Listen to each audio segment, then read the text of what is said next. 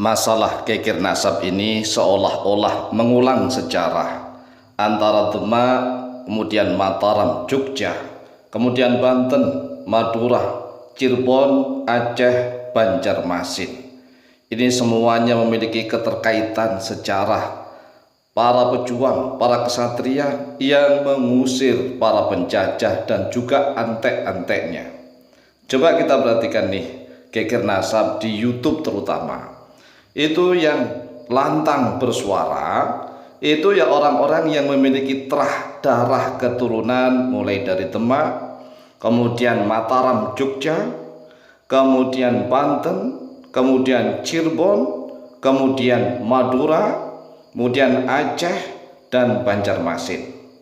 Ini seolah-olah betul-betul mengingatkan kita pada sejarah-sejarah masa lalu, bagaimana Kesultanan Demak di Jawa Tengah saat itu yang menjadi sultannya adalah Raden Fatah mengirim pasukan yang dipimpin oleh Raden Patiunus menyerang Portugis di Malaka, menyeberangi lautan tuh, membawa banyak perahu dan tentara, menyeberang lautan, Laut Jawa sampai ke utara hingga ke Malaka. Pada tahun 1513 kalah, tetapi setelah itu mengirimkan pasukan lagi ke Malaka pada tahun 1521 Masehi hingga gugurnya Raden Patiunus. Ini sungguh luar biasa. Kemudian tatkala VOC Belanda sudah mulai masuk ke tanah Jawa, kerajaan kesultanan di bumi Jawa yaitu Kerajaan Mataram yang ada di Yogyakarta, tatkala dipimpin oleh Sultan Agung, beliau mengirimkan pasukan untuk menyerang VOC Belanda di Batavia. Yaitu terjadi dua kali. Yang pertama pada tahun 1628 Masehi. Kalah, yang namanya kalah perbendaraan, kalah perbekalan, kalah persenjataan, kalah macam-macam nih, dan juga banyak pengkhianat begitu. Akhirnya kalah, tetapi Sultan Agung tidak menyerah.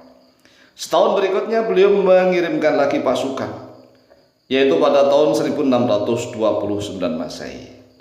Lah ini orang-orang Mataram di Jogja ini saat ini juga getol nih, getol membahas tentang nasab, luar biasa.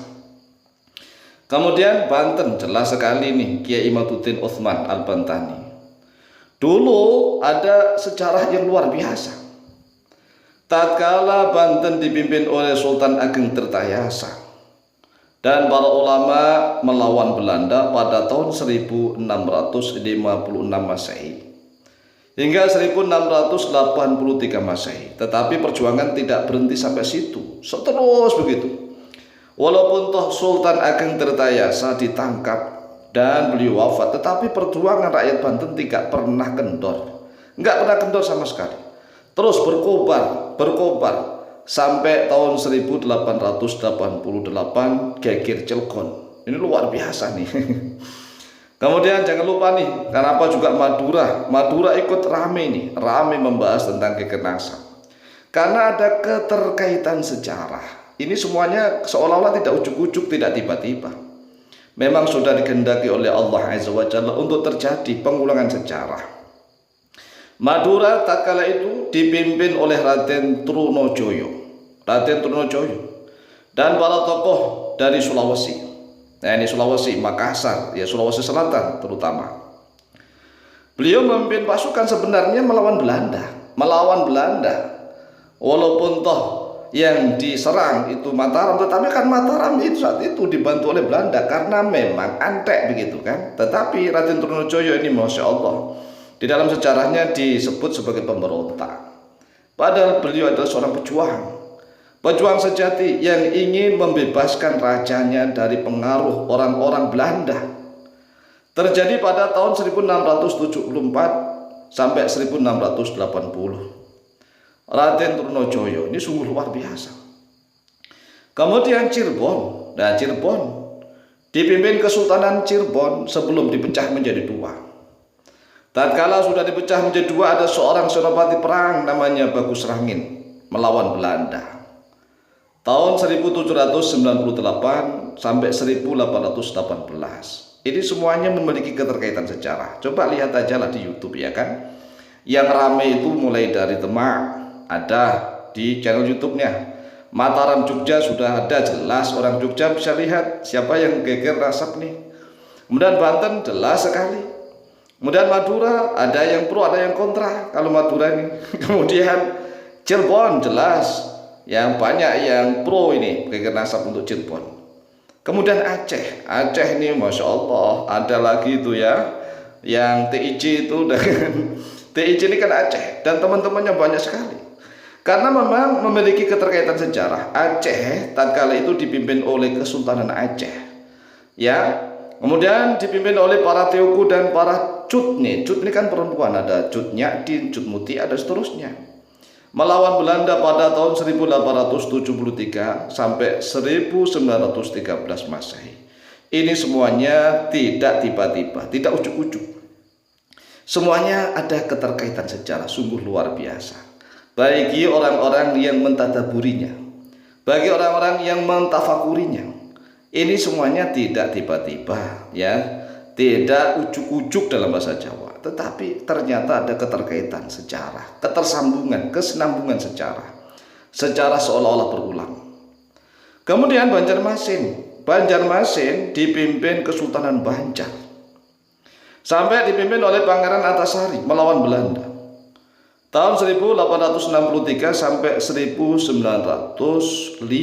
Coba 1905 ini kan hampir merdeka sudah. Kan kemerdekaan kita tahun 1945. Nah ini para pejuang-pejuang yang muncul juga banyak ini sekarang YouTuber yang ada dari Banjarmasin. Ini ya biasalah kan, setiap perjuangan itu pasti ada kesatria, ya kan? Ada kesatria yang membela tanah airnya dan pasti ada pengkhianat, itu pasti. Setiap zaman ada kesatria-kesatria yang mencintai tanah airnya.